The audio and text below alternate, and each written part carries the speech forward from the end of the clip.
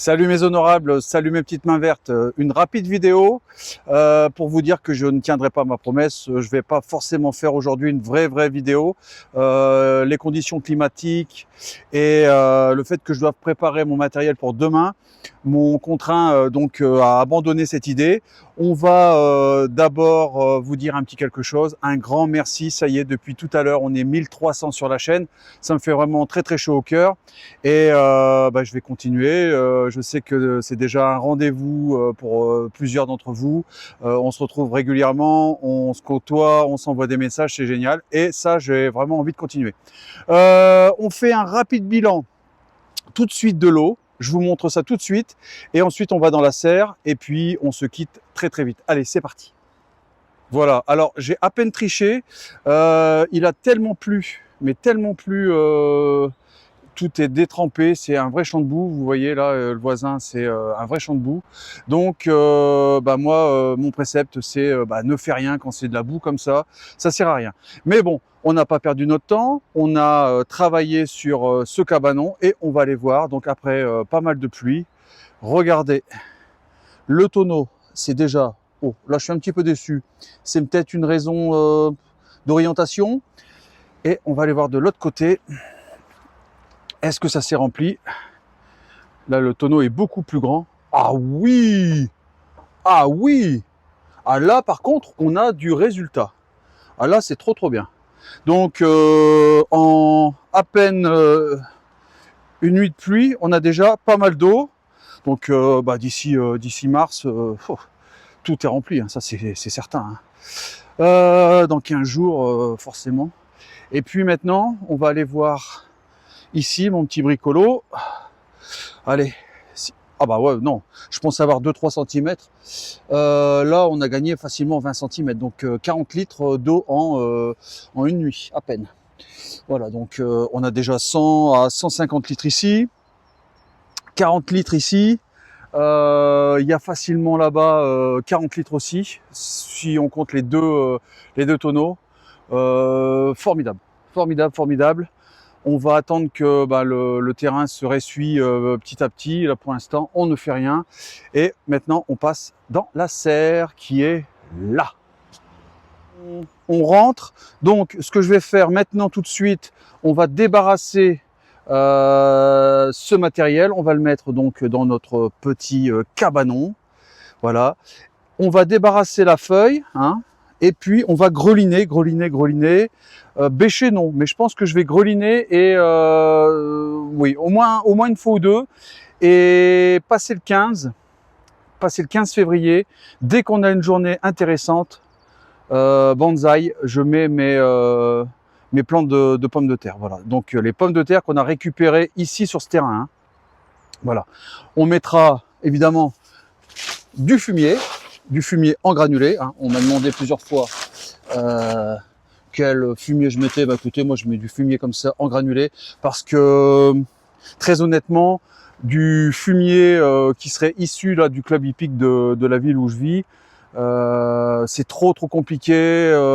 Manier du fumier en ville, ça pue et j'ai pas envie d'être montré du doigt. Voilà. On peut regarder un petit peu aussi ici. Regardez. On voit vraiment que les petits pois réagissent. Hein.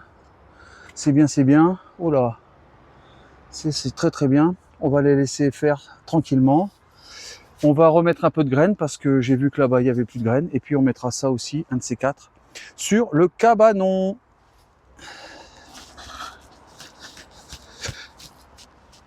Bien voilà les amis, on va se quitter. Un grand merci à toi, tu te reconnaîtras pour les graines que tu m'as envoyées.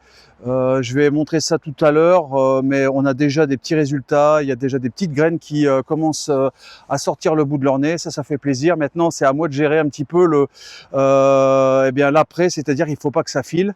Donc j'ai fait comme avec les poivrons et comme avec les dahlias. D'ailleurs, je vais vous montrer un petit peu après les dahlias, ça réagit super bien. On va pouvoir fleurir ici à foison. Donc ça c'est pour pas très cher. Si je réussis, ça va être le hold-up de l'année pour moi. Voilà, donc les graines, on les met à la lumière, mais à une température, on va dire, relativement moyenne. Moi j'ai mis 15 degrés. Comment je le sais? Parce que j'utilise un thermomètre à main. Voilà, donc on peut à distance savoir les températures. Et les plants de poivrons, par exemple, restent assez courts. Ils se développent, ils deviennent bien verts. Donc je pense que j'ai trouvé un bon compromis. Et on va continuer comme ça. Voilà, donc maintenant, je vous montre les plants qu'on va poser en terre d'ici, je pense... Est-ce qu'on aura une fenêtre de tir pour dimanche? J'aimerais bien vous voir dimanche et mettre avec vous mes plantes de pommes de terre. Voilà. On va maintenant mettre un petit peu de graines. Je ne sais pas si vous avez vu, mais il y a déjà plus de graines. Regardez, il y a déjà plus de graines. C'est de la folie. Voilà, donc l'hiver, eh bien, les oiseaux ont besoin d'aide. Et on va se faire un plaisir de leur procurer. Voilà, allez, pour la dernière fois, je vous dis à demain. Demain, on se rejoint sur la côte d'Opale. J'ai préparé mon matériel de pêche. On va rien pêcher, ça c'est certain. Mais on va mettre en œuvre, on va tester le matériel. On va placer du matériel aussi eh bien, sur la côte d'Opale. Je vais laisser 2 cannes de surfcasting, une de pêche au leurre. Et à tout moment, je peux débarquer là-bas et puis me faire plaisir. Voilà. J'organise aussi une journée pêche fin mai avec mes amis. Donc je dois préparer encore une fois tout ce matériel pour que tout ce beau monde puisse s'éclater et attraper un petit poisson. Et oui, voilà, allez, je vous laisse. Là, je vois qu'il y a encore de la nourriture à les mettre aux oiseaux. J'arrête pas.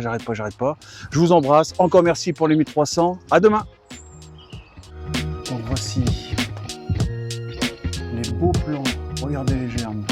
Beaucoup de lumière et une température petite vont permettre aux plants d'avoir des germes très courts, très trapus. C'est ça qu'on veut. Ici, les futures pommes de terre de printemps et celles-ci, les primeurs pour cet hiver. Donc ici, les dahlias. Alors je ne sais pas si je vais réussir à tout récupérer, mais c'est énorme. Donc ça, c'est très bien. Les haricots, j'essaierai de faire une petite revue sur les haricots d'Espagne, hein, orteils de pêcheur, qui sont d'une puissance phénoménale. Et puis là, regardez, les petits poivrons. Alors, je suis pas un fan inconditionnel de poivrons. Je vais être honnête avec vous, donc 10 plants, c'est largement suffisant pour moi